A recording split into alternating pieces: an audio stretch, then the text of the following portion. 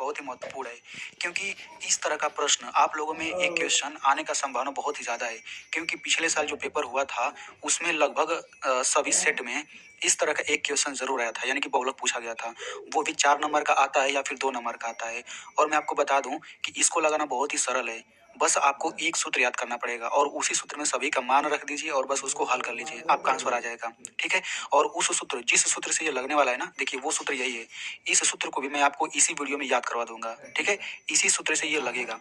यानी कि ये सूत्र अगर आपको आता है तो आप इतना समझिए कि आपको 4 नंबर मिल जाएगा आराम से। तो आप लोग इसे ज़रूर समझिएगा। ठीक है? तो चलिए वीडियो शुरू करते हैं। तो देखिए सबसे पहले हम ये जान लेते हैं कि बहुलक को इंग्लिश में क्या बोला जाता है। तो देखिए बहुलक को इंग्लिश में मोड कहा जाता है। ठीक है? अब देखिए इसी में आपको बारंबारता शब्द मिलेगा, तो इसे आप जरूर समझिए क्योंकि इसका प्रयोग ज़्यादा है। तो देखिए बारंबारता को इंग्लिश में बोला जाता है फ्रीक्वेंसी, और फ्रीक्वेंसी का पहला लेटर एफ लिया गया है, यानी कि बारंबारता को हम लोग स्मॉल एफ से दिखाते हैं। कहीं पर एफ लिखा है तो आप समझिए कि बारंबारता लिखा है। ठीक है? अब देखिए बहुलक का ये सूत्र होता है, इसी सूत्र से सवाल हल होगा। तो बहुलक बराबर आप देख सकते हैं ये जो भी सूत्र दिया गया है, इसमें मैं आपको सारा चीज़ बताऊंगा, एल क्या है, एच क्या है और ये सब। ठीक है?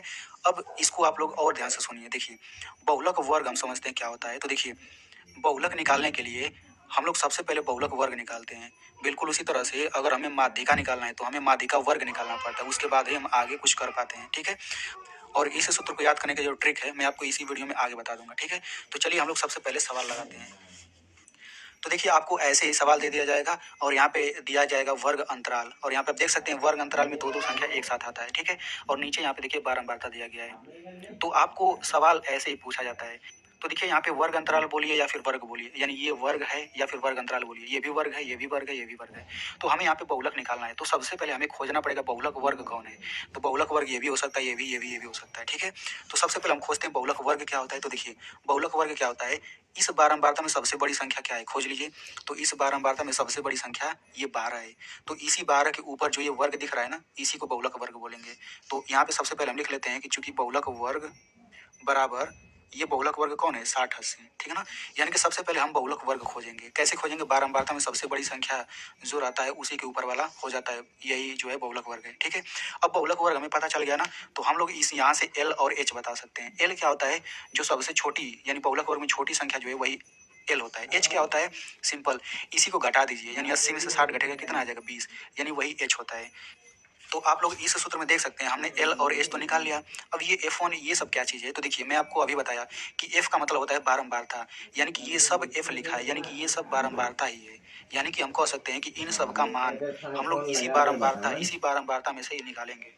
ठीक है ना? कैसे निकालेंगे, तो देखिए तो यहाँ पे सबसे बड़ी संख्या जो 12 है इसी को हम लोग F1 बोल देते हैं। क्या बोल देते हैं, F1, यानी कि F1 बराबर 12 है। अब इसको याद कैसे करेंगे, तो देखिए गिनती एक से शुरू होता है तो हम लोग इसी को 1 बोल देते हैं। ठीक है? अब एक के बाद दो आता है तो हम लोग इसको F2 बोल देंगे, यानी कि दूसरे वाले बारंबारता। देखिए ये सब बारंबारता है तो इसी बारंबारता से ये बारंबारता सब निकल रहे हैं। अब एक के पहले जीरो आता है तो ये हो जाएगा F0 बराबर 10 हो जाएगा। ठीक है? तो इस तरह से आप याद रख सकते हैं कि सबसे पहले गिनती एक से चालू होता है तो एक के बाद दो हो गया, दो के बाद एक के पहले जीरो हो जाएगा, यानी कि हम वो भी लिख लेते हैं F0 बराबर हमने क्या निकाला 10। ठीक है? अब यहाँ पे F1 बराबर क्या हो जाएगा, F1 बराबर हो जाएगा 12, और F2 बराबर क्या हो जाएगा 2। F2 बराबर क्या हो जाएगा, नहीं 2 नहीं 6, F2 बराबर 6।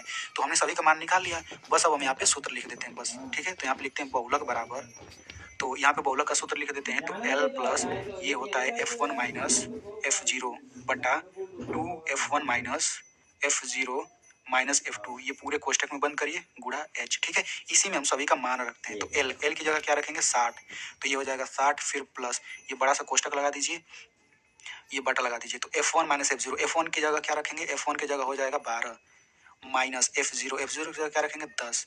ठीक है? नीचे देखिए 2F1 है, बीच में कुछ नहीं तो गुणा हो जाएगा, 2 गुणा F1, F1 क्या हो जाएगा 12 माइनस F0, F0 हो जाएगा 10, फिर माइनस F2, F2 हो जाएगा 6, फिर गुणा H, H की जगह क्या रखेंगे 20, ये हो गया 20। ठीक है ना?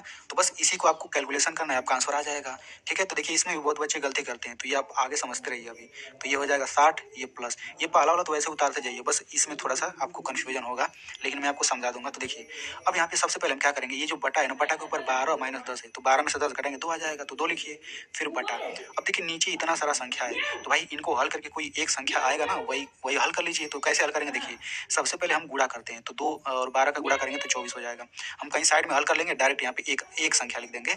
अब यहाँ पे देखिए -10 -6, तो ये हो जाएगा -10 -6, इतना हो गया। अब इसको हल करने का तरीका क्या हुआ देखिए, 24 में से 10 घटेगा, कितना आएगा, 24 में से 10 घटेगा, ये आपका आ जाएगा 14, और ये -6 आगे है। अब 14 में से 6 घटाएंगे, क्या आ जाएगा, 8 आ जाएगा, यानी कि सिंपल ये हल होके 8 आ गया। अब यहाँ गुणा लगाइए, आगे 20 है तो ये 20 लिख दीजिए। तो नीचे वाले को हल करने का तरीका आपको ये दिख गया, ठीक है ना। तो इसके बाद इतना ही आएगा, आप यहाँ पे कोष्टक लगा भी सकते हैं, नहीं भी लगा सकते हैं। अब ये पहला वाला तो जैसे तैसे लिखेंगे, बस इसको आपको हल करना आना चाहिए। तो इसको आप लोग ध्यान से अब समझिएगा, इसे आपको समझना बहुत ही ज़रूरी है, क्योंकि इसी में बच्चे गलती कर सकते हैं। तो इसे आप लोग कैसे समझेंगे, तो देखिए ध्यान से सुनिए, यहाँ पे ये एक ही बटा है, बटा के नीचे केवल एक ही संख्या है, इन दोनों को हम बटा के ऊपर मानेंगे, 2 और 20 को, ठीक है।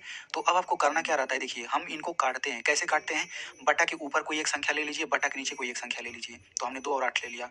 अब देखिए ये दोनों किसी एक ही संख्या से कटते हैं कि नहीं, ठीक है। तो देखिए 2 और 8 है, 2 से दोनों कट जाते हैं, तो मैं दोनों को काट सकता हूँ। मैं चाहूँ तो ऊपर देखिए 20 ले लूँ, नीचे 8 ले लूँ। तो 20 और 8 है, दोनों किस संख्या से कटता है, दोनों संख्या 2 से कटता है, तो मैं दोनों को काट सकता हूँ। दोनों संख्या 4 से भी कटता है, तो मैं दोनों को 4 से भी काट सकता हूँ।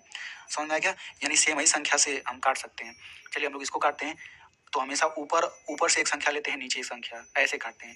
तो देखिए ये भी 2 से कटेगा, ये भी 2 से कटेगा, तो काटते हैं। तो 2 एकम 2 और ये 2 चौक 8, ठीक है। अब 2 कट गया, 2 की जगह अब 1 आ गया, 8 की जगह 4 आ गया। तो अब देखिए ऊपर से हमने एक संख्या 20 लिया, नीचे से संख्या 4 लिया, ठीक है ना। देखिए 4 और 20 दोनों ये भी कट जाता है, 4 एकम 4, 4 पचे 20, तो हमने काट दिया। अब देखिए नीचे जब 1 आ जाता है ना, उसको छोड़ दीजिए, कोई दिक्कत नहीं। नीचे 1 का कोई मतलब नहीं, ऊपर बस गुणा कर लीजिए। यहाँ 1 है, यहाँ 5, इनका गुणा करेंगे तो 5 एकम 5, इतना हो गया। अब सिंपल इनको जोड़ लीजिए, तो 60 5 65, तो ये आपका यही आंसर हो जाएगा। समझ में आ गया। अब देखिए यहाँ पे मैं इस तरह का 2 सवाल और आपको समझाता हूँ, आपको हर एक चीज़ समझ आ जाएगा। देखिए मान लेते हैं आपने बहुलक वाला सवाल लगाया और ये इतना आपने यहाँ तक ला दिया, यहाँ तक तो आप आराम से लगा सकते हैं, ठीक है। तो पहला वाला संख्या तो जैसे तैसे लिखेंगे, प्लस यहाँ पे समझिए, इसको वही काम फिर करिए। तो देखिए 12 और 20 दोनों बटा के ऊपर है, बटा के नीचे 8 है, तो ऊपर से मैंने 12 लिया, नीचे से 8 लिया। इन दोनों को देखिए किससे कटते हैं, दोनों 2 से भी कट जाते हैं, दोनों 4 से भी कट जाते हैं, ठीक है। तो आप जिससे मन करे उससे काटिए। चलिए मैं 2 से काटता हूँ, 2 छक्का 12 और ये हो जाएगा 2 चौक 8, ठीक है। अब मैंने ऊपर से संख्या 20 लिया और